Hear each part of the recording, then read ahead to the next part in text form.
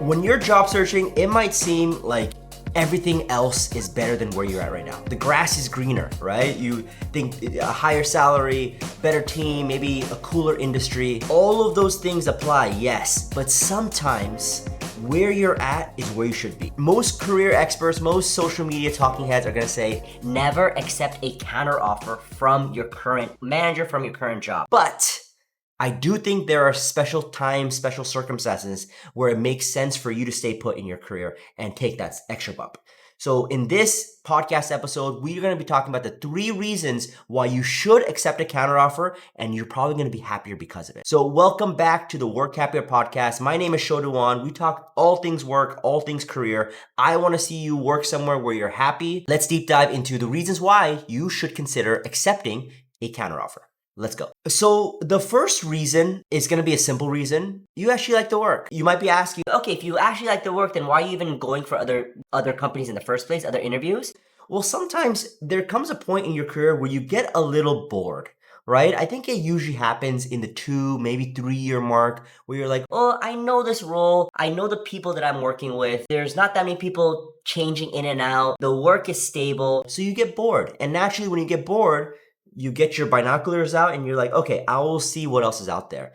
There might be an exciting new role, exciting startup, exciting company that like catches your attention. But the reason why you should consider staying, if you actually like the work and the people that you're working with right now. Going back to the grass is greener, right? You never know when you step foot into a new situation if that is actually what you're gonna like. When you're going through the job search process, I think one of the best things you could do is actually interview the team back after you get an offer. The manager will probably call and say, hey, congrats, you got an offer. Take your time. Let me know what you need to do before you make a decision. Most people just say, hey, thank you so much. And yeah, I'll let you know. But I want you to be proactive here. I want you to ask, well, I would actually love it if I could meet the team. I would actually love it if I could meet XYZ person from this department. Because this would help you really understand who you'd be working with and seeing if these are the people that you would vibe with. Especially if you have something good at your current team and your current work. Sometimes it doesn't make sense to rock that boat. Sometimes it makes sense for you to stay put and stay, especially if you like the work and like the people. So that's one of the big factors here. If you like the work, if you like the people, if you like your manager, if you like the projects you get to work on, yeah, you might be a little bit bored here and there, but that's something that you can change. You might be able to work on different things or switch some things up while still having the core elements of your job still intact. So just keep that in mind when you're shopping around and seeing if anything else better is out there. The second reason why you should accept a counteroffer is if they give you a fat pay bump, right? At the end of the day, money talks, man. Money talks. And some people might be saying, well, if they had that much budget, why didn't they give it to you before? In a perfect world, obviously we want that. Obviously we want to raise every 6 months if you can get it. Every fiscal year, you want that extra 5, 10, 20%. It doesn't work like that, my friend. Sometimes companies, sometimes managers need a specific reason to tell HR, to tell senior leaders why you deserve a pay bump. And they can't just be doing it every year, right? Because if they did it every year, then all the other employees are like, hey, what about me? Why can't I get one? So there are some office politics in place here. I'll tell you a recent example of one of my clients. He was making $150,000 as a software developer, working at a great company, liking the team, but felt he wasn't getting paid up to his market standard. He had about 7, 8 years of experience. He saw his peers making closer to 200, 220. So he did feel a big gap.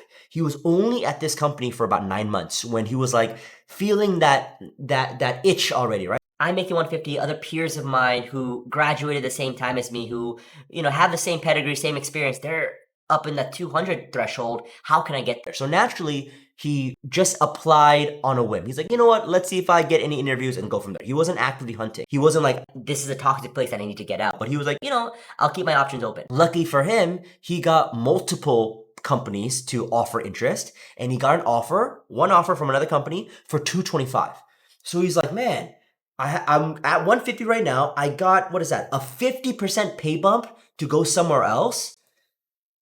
That's hard, right? Even though he liked the job, even though he liked the current manager where he's at, he's like, yo, 75K, that's a 50% pay bump. How long would it take me to get up to that if I stayed at this current company? So he put in his 2 weeks. He told his manager, thank you so much for the past year. Enjoyed my time. I really like the work, but I just got an offer that I pretty much couldn't refuse. So I will most likely be taking that. His manager, because they had a good relationship, said, Hey, thank you for the transparency. I hear you. Before you accept the new offer, can you just give me a couple of days? that's all he said. Can you just give me a couple days? And my client said, You know what? I like you. I trust you. I can give you a couple of days. fast forward a couple days, his manager went to talk to HR.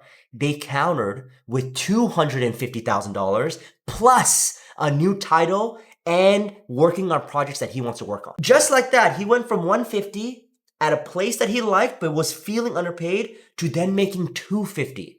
And he had a discussion with me. He's like, Yo, show. Now I got an even higher offer with the same team, with the same manager. I'm conflicted. I don't know what to do. so I told him the same thing I'm gonna tell you. Choose where you wanna go, my friend. Choose where you wanna go. And I asked him, was there any particular reason why you were looking elsewhere in the first place besides money?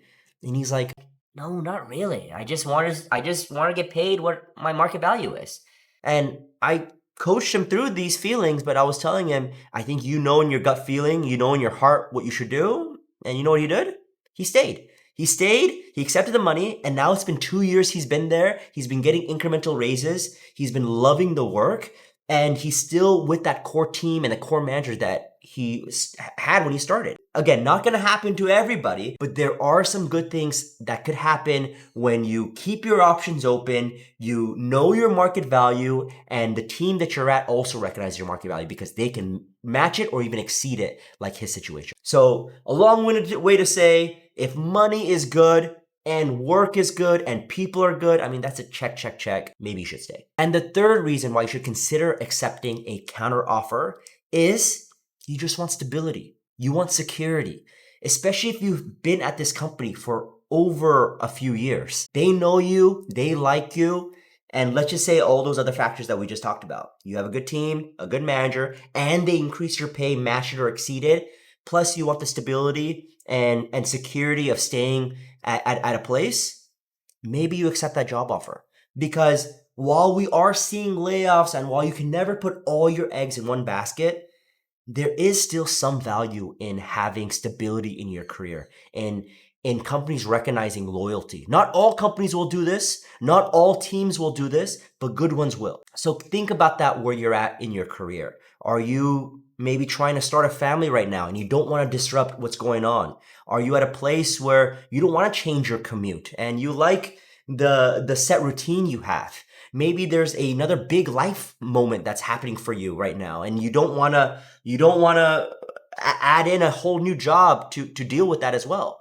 Whatever situation you're in, you know your life best. Sometimes stability, security, that makes more sense than chasing another shiny object. So hopefully this episode helped you look at what you have and what you don't have and recognize that the grass isn't always greener, my friend, but sometimes you understanding what else is out there can help you appreciate what you have now. So thanks for joining me this week. If you have any questions, if you have any topics you would like me to cover next, email us at podcast@workup.com and I will see you next week.